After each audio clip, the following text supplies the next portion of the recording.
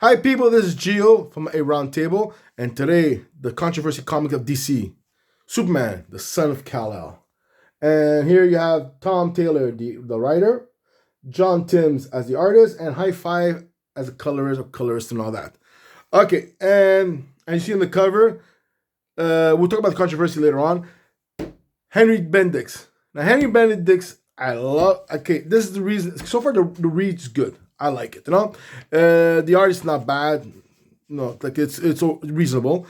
Um, Henry Bendix, I know my time, was called Image, and that was Jim Lee's comic book was called Stormwatch, and he was the leader. He was like almost like kind of like a Professor X slash Lex Luthor. Yeah, because they're all bald and he's bald too. There you go. Anyways, and he had this big thing on his head that he's connected to all these computers around the world because his brain is he's so intelligent, he's smart. I don't know if he was. I forgot. I'm not even sure that he was super smart or he was genetically engineered to be smart. That's why he had those computer things and all that. But anyway, so he was able to watch all around the world by himself. That's how and he will send teams in there, and all these superheroes are from different countries, and they're united together for the cause of the world play. And of course, then Jim Lee, the first series was amazing, the art was good, the art was amazing, personified. And then when the second started, like almost Image products, it went downhill because all these guys got head bloated and went down. So, anyways, so he's in there with Superboy and Superman now because his father left because Superman, the original Superman, he went to space and he gave to his son the official to be Superman because he's supposed to take his charge because the world needs Superman while he's not here, so he'll be the super replacement kind of thing. And story is pretty good. I want to see where it's going with this Bendix. If it's gonna go to anywhere else and that, yeah, I'm avoiding the controversy, but I'm doing later on. And this one part I can't stand how something goes so good, then it comes stupid again. Watch this. Now this is Superman, so-called new Superman, holding the bridge, and he's smack in the middle. Now okay, I'll show you it again. When a bridge is holding from under, bricks are supposed to fall down, pieces of cement, metal pieces, and all that. And what's the logic? And a bridge is made to be pressured putting downwards, okay? Because the bricks are made like, if you put brick layers and that, it's made on V shape, so it doesn't slide down.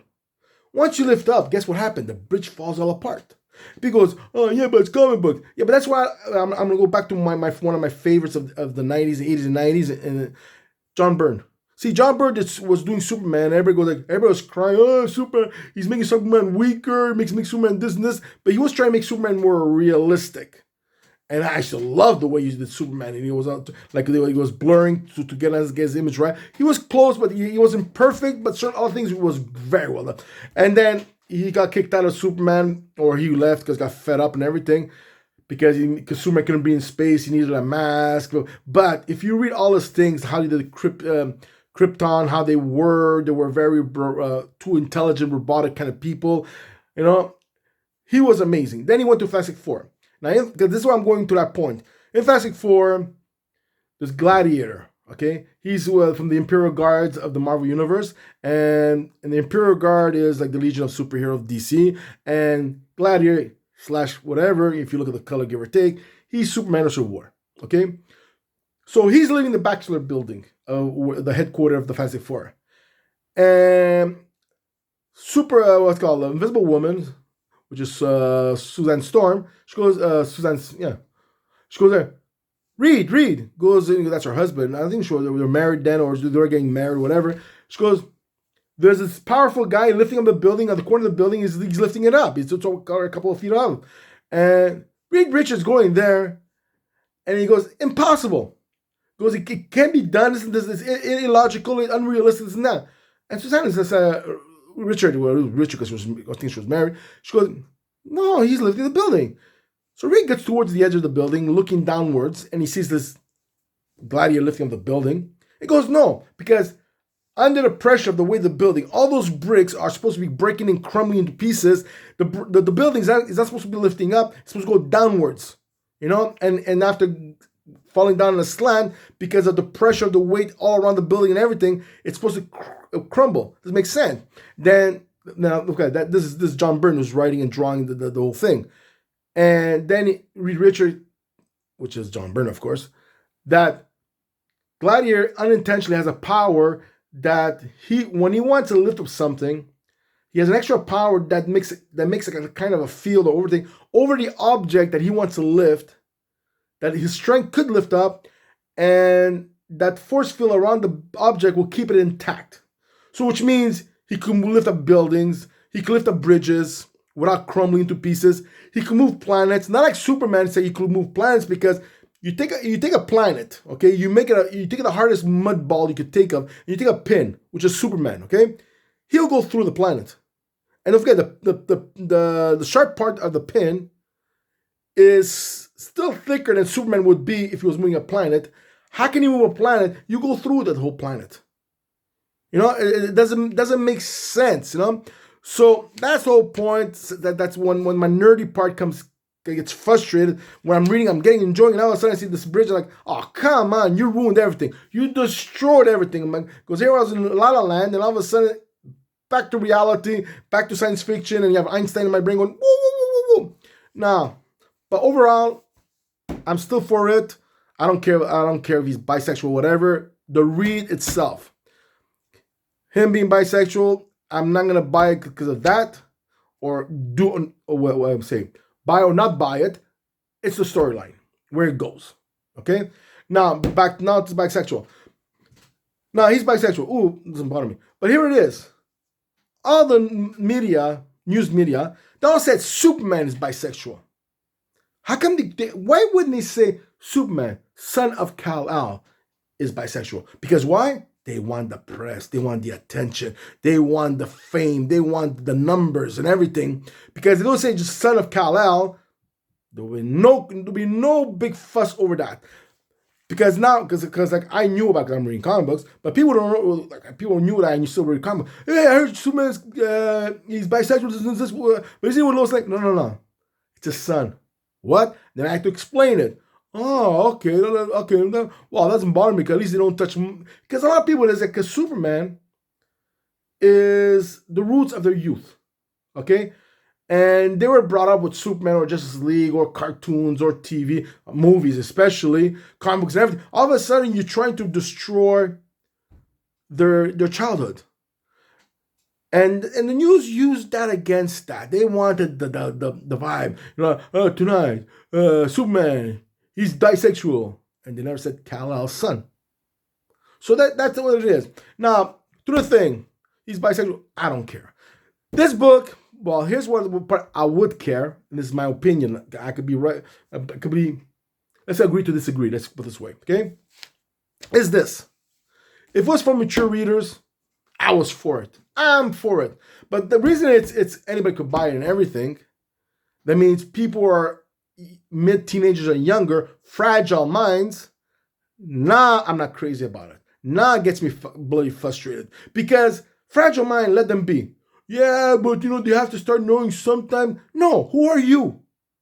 If you cannot make a realistic point of view of drawing of the thing of a bridge that doesn't make sense with the fulcrum in the middle, which is Superman, and the bridge doesn't crumble under the gravity and the pressure, and plus all those trucks inside there, how come they're still staying stable? He's going over the building, nobody's dying. A little piece of rock falls from that height, goes through a guy's skull or a woman, they're dead, So if you're not making anything realistic, who are you to tell people at a younger age, fragile mind? Because mom was writing books and Santa Claus doesn't exist. The Easter Bunny the Tooth Fairy is bullshit. Your parents are this. You didn't come in with a stork, because your parents, and you show them having sex and everything. That's how you were born. There's certain times, certain things to be given to other people, and the reason I'm very very objective these things, is because when I was younger, there was a group called Pink Floyd. People love them and whatever. I like them a lot more than that. Okay, and they had a song called "Hey Teacher, not allowed breaking the wall," okay? And we don't need education and all that crappy thing. But here it is. They're hypocrites. The biggest goddamn bloody hypocrites, one of the biggest hypocrites. There's a lot of bunch of hypocrites everywhere, okay? From politics to singers to actors and all this kind of thing, okay? Like the Tom Cruise jumping up and down, I'm in love, and a couple of months later he's in divorce. Bullshit, you know? It's all press. But anyways, back to Pink Floyd. These four guys have diplomas of college or university, and they're telling people who are in high school or younger, or even people who are interested in going to college and university, hey, education is bullshit. Don't go. Buy our songs, live our world. That's it. Make us filthy rich. Hell, then what come you have diplomas? Because we did it. So shut up. Who are you telling other people what to do, what not to do? You know, you're a hypocrite, because it's like a person saying, I have a Hummer. Yeah, we should all be fuel efficient. I'm talking about you old Hummer, not the EV Hummer. Those are gorgeous, okay? The old Hummers, we should be all fuel sufficient. I'm the president of the fuel sufficient. But you're driving a goddamn bloody Hummer. It does like 5-6 miles to a gallon probably, if you're lucky, you know? Yeah, but, there's no yeah, but. Madonna, same thing. Madonna, when she was in her prime and everything, she was doing Central My Love, Masochist thing, and there was books and videos about all these tight leathers or latex and everything, and we have to be free to express our love, our sex, our sexuality and everything. Telling to everybody. Now, if it was for 18 and over, I don't care. But there was a lot of young kids. I knew they were saying, "Oh, Madonna!" I mean, my younger sister's friends and her. Oh, Madonna! Blah, blah. Hey, whoa! Nah, it's too young. You're supposed to know these things. And then Madonna, and they go, "Yeah, but Johnny, that Gio, that's your opinion about that moment." Okay, then here it is. When Madonna gets a kid, they ask her a question, and they said to her, "Do you make your kids watch TV?" "No, I'm a good mom." Wow. Isn't that a slap in the face to all the other mothers? You're saying, oh, Madonna's modern, independent, and this, and then all of a sudden your kids get all cuckoo, waka, wacky, wacky, more than they're supposed to, because you let them free and be their will of thing. Because don't forget, when kids are 18 and younger, you're not their best friend. You're their parent. You guide them. Once they're 18, then you could be whatever you want to, because now they're legally, they're legal age. So then you could decide what they want to turn left, right. You could guide them, but they could choose whatever they want, and they have every right to. Okay? And that's it. Then there's the other one. Let's look. Martina Markova, whatever, the tennis player. Okay? Now, she was a lesbian, and I used to love her as a tennis player. She was an amazing tennis player and everything. Then she got married and everything. I loved her character and everything. She was strong and she was straightforward and everything. But here's why I started hating her. She gets divorced, right? And then she starts crying. Yeah, and my wife, she wants half my money, half my fortune, and goes, I worked very hard on your money. Okay, wait a minute. So you wanted to be like every marriage couple, right? But you want certain things yes and certain things no. It doesn't exist. Or you take the whole package deal, or you don't. Now you know how it feels with other husbands and wives when half their, because women are filthy rich compared to husband, and when they get divorced, they want half, and they have no right to have half what the other person had. You don't see them balding they balding. Oh, but that's marriage. Now all of a sudden, because you're a woman of the higher one, and you're a lesbian, and go like, oh, yeah, but it's the same thing. So take the blow with the blow. Anyways, 14 minutes, let you go. But anyways, to finish fast. That's what I'm trying to say. Is this book, Superman, Son of Kal-El, it should have been for mature readers, and I would love it completely, except that dumb stupid bridge. And it has potential to go somewhere far, but for now, it's pretty good. How great it's gonna be? It's gonna be great, or it should be okay. Only time will tell. Until now, I got thumbs up. Anyways, that's it. Gio out. Take care. Bye.